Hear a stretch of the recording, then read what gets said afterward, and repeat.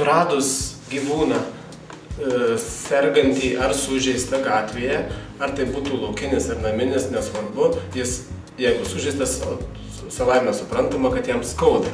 Nereikėtų jų liesti, nereikėtų prie jo net ir artintis, nes jis gali jus sužeisti, o jūs papulsite tada į ligonę greičiausiai. Ieškokite suaugusių, jie jums tikrai padės ir žinos, ką daryti.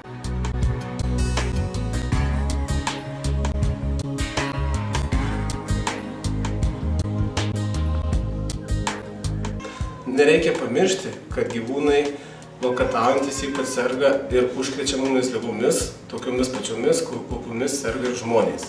Todėl nereiktų jų taip pat liesti, glostyti, o visada kreiptis pas suaugusius, o jie žinos, ką daryti.